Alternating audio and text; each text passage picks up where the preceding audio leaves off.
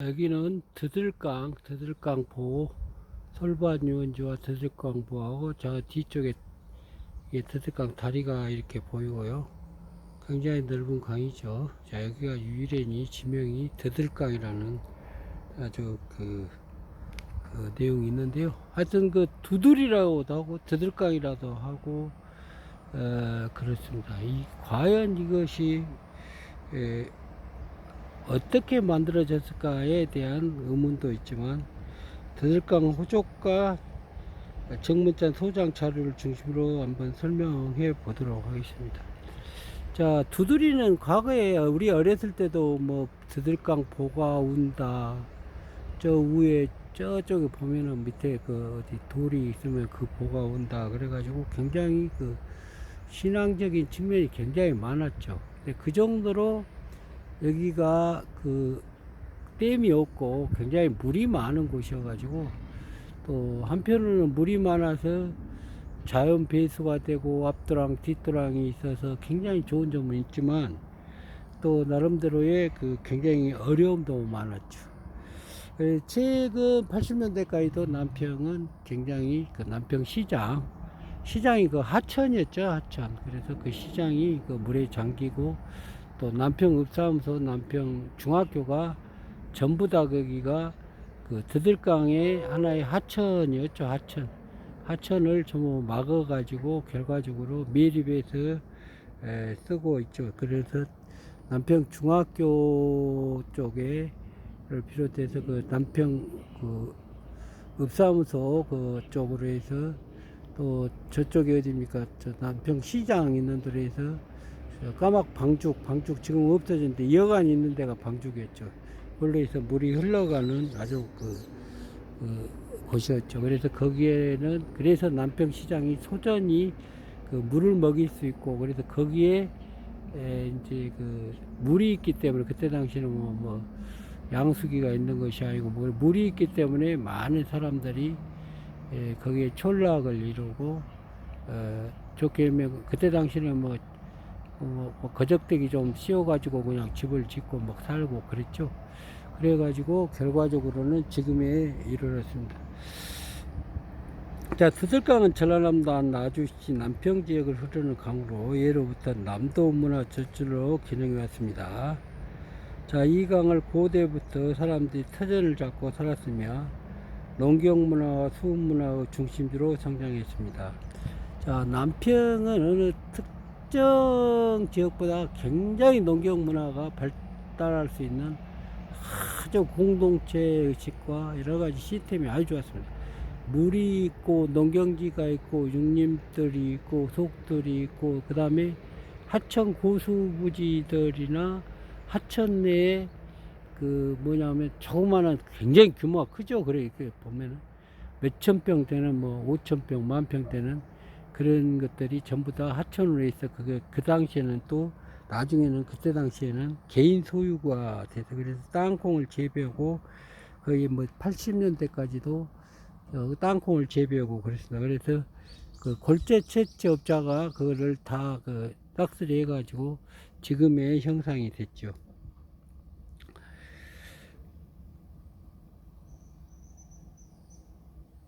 특히 여기 드들강은 고려 전기부터 조선 초기에 이르기까지 드들강 유역은 지방 토우 세력인 호족들이 세력을 키워가고 중요한 무대였습니다. 호족들이 굉장히 살기가 좋고, 그래서 호족과 호장이 이제 뭐냐면 지배하고 살았던 곳이기도 하죠. 호족은 신라 말에 고려 초기까지 지방에서 실질적인 지배력을 행사한 세력으로 중앙 정부의 통제력이 약화되면서 성장한 지방 유력 가문이다. 이들은 스스로 군현의 실질적인 통치자 역할을 하였으며 중앙 귀족으로 편입되기도 했다. 이 지역에는 이들 호족들이 등장하면서 마을을 다스리고 자신의 기반을 공고하기 위하여 호장이라는 지가 형성되고, 호장은 고려시대의 항리처지의 가장 높은 직급으로 지방 행정과 세금 징수, 호구 관리 등을 담당했다. 그래서 호족과 호장 세력들이 실질적으로 이것을, 우리가 지금 70년도는 뭐 밀가루를 해서 도를 낸다든가, 울력을 한다든가, 그랬죠. 현금이 없으니까 국가가.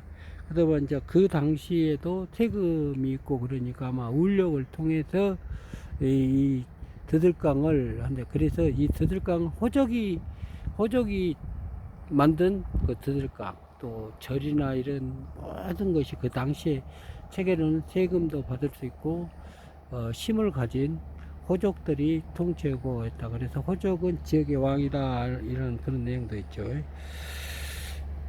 자, 정문찬 소장자료, 남평문화원 소속의 정문찬, 저는 나주문화원 이사를 하고 있는데요. 정문찬 소장자료는 오랫동안 드들강 유역과 남평 지역의 역사차를 수집하여 정문찬 소장자료 272점을 기증 기탁, 나주시에 그 자료를 기탁했는데, 그 전문가 집단이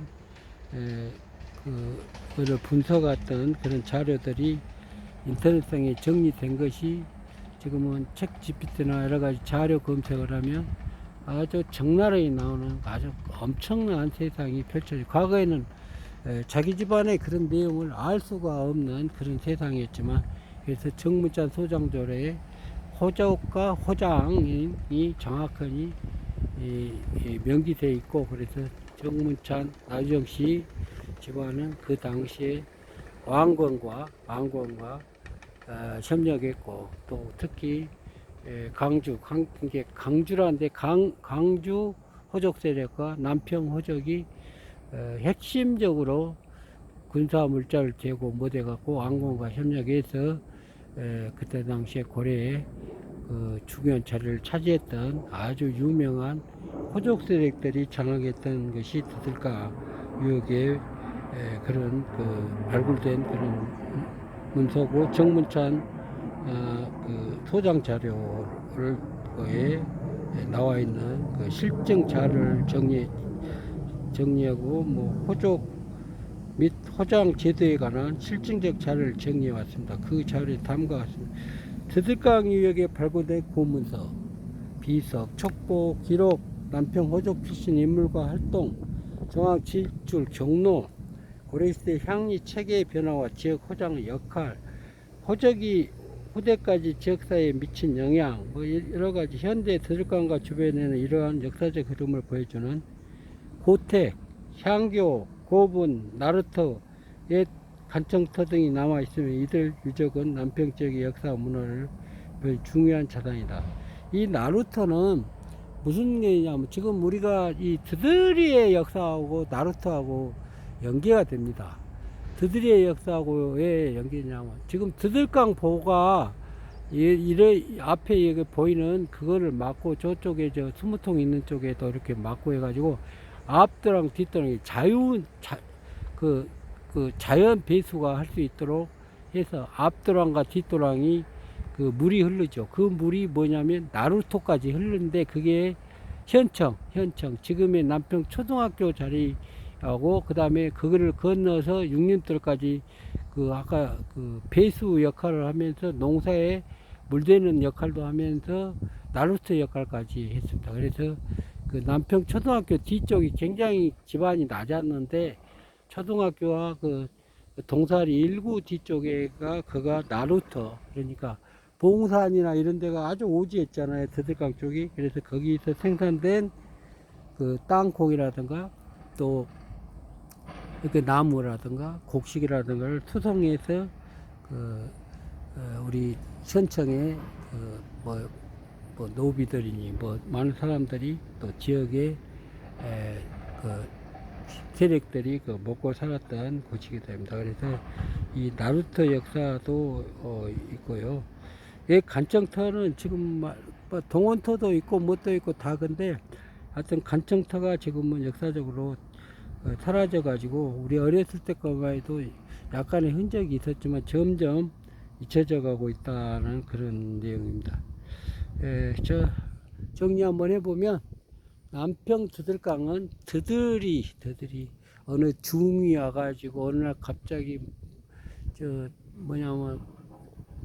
드들보가 계속 무너지니까 그냥 그 드들을 묶고 되면은 절대 터지지 않을 것이다. 그런 내용이 아니고, 그 호족들이 이거를 계속 싸다 보니까 지금은 뭐 포크레인이 있고 장비가 있고 시멘트가 있고 막 그래가지고 별 문제가 없는데, 돌을 주어가지고 실질적으로 그 뭐야 돌과 돌을 연계해서 그 드들강 포를 만들다 보니까 이 드들강 쪽이 물이 굉장히 많습니다.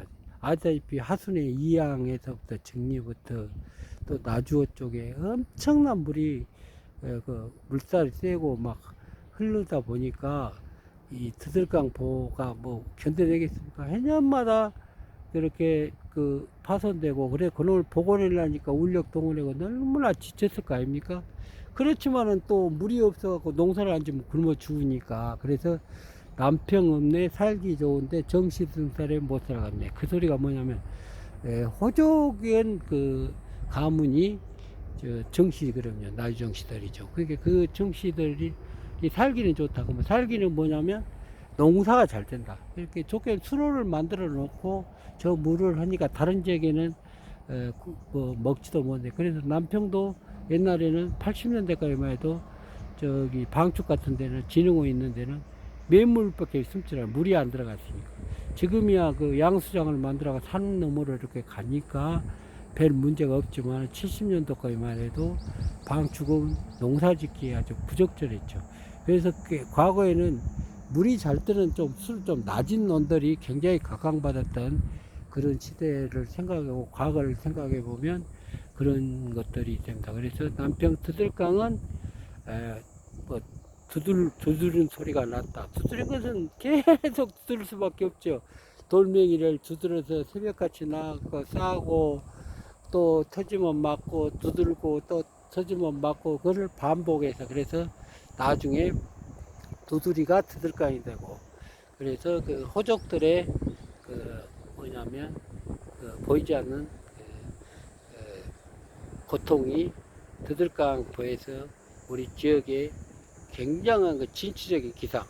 그러니까 그 당시에는 도저히 뭐 상상을 못한, 지금은 뭐 조그만 보 하나 막았다 그러지만 그 이거를 두 개의 보를 관리한다는 것은, 그래서 최근 들어 드들강 복개가 지금도 있고요. 옛날에 수리조합이라고 일제시대 때 호적을 탄압하는 일제가 이거를 수리조합이라는 하나의 그 체계로 갖고 그 농민들한테 그 물세도 받고 또 그 하나의 자기들의 그 농업인들을 그 통제했던 그런 걸로 해서 지금의 역사 기록이 남아 있는데, 그 당시에 이런 내역들을 알지 못했지만 그래도 정문천 소장 자료 발견으로 여러 가지 우리 남평의 그 호족 집안, 또 사실 그 대물림이 있기 때문에 정문천 소장 자료 저 직계 손들이 전부 호족을 했고요. 또 왕건이 1000년 전의 일까지 다 연계가 되어 있더라고요. 그래서 오늘 그 자료가 아주 좋아서 남평 드들강 솔밭유원지, 백인거래 심리장성의 출발지, 또 드들강 두드리의 역사와 드들강의 역사, 그 다음에 나루터, 그 다음에 호족의 그 당시에 그 세력들의 그 진취적인 그런 노력, 여러 가지 이런 것들이 합치돼서 지금의 남평이. 그래서 남평은 교통의 요충지, 물류의 요충지, 그 다음에 우리 물이 좋고, 그 다음에 80년대는 90년대 80년대는 여기가 또 민물 해수욕장으로 또 교통이 좋으니까 관광지, 뭐 여러 가지 측면에서 남평은 살기 좋은 그런 곳이었지 않나 하는 그런 생각이 듭니다. 자, 오늘 또 날씨는 덥고 엄마야 누나야 강변 살자, 또 탁사정, 탁사정의 그 유시들의 그 휴식처, 그 드들강 유원지, 이것이 결국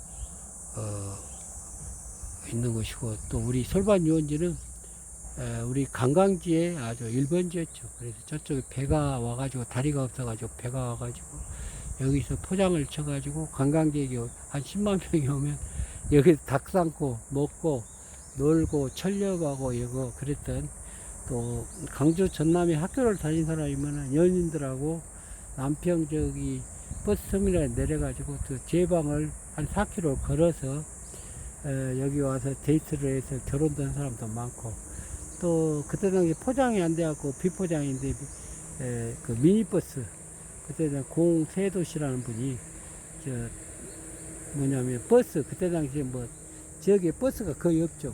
그거 하나 해가지고 유원지 하루 종일 그 짐짝처럼 해서도 서로 그냥 그때 당시에는 여기 한번 놀러 오면 1년에 한번 최고죠. 거기가 수익이 거의 없으니까 뭐 놀러 온다는 건 거의 어려웠죠. 그래서 그 제방 그 주변에 하천 부지에는 참외 같은 거, 수박 같은 것을 이렇게 팔고 그랬던 그런 추억이 생깁니다. 자, 오늘은 남평 드들강 유원지에서 또 드들강 볼을 드들강 유래에 대해서 말씀드렸습니다.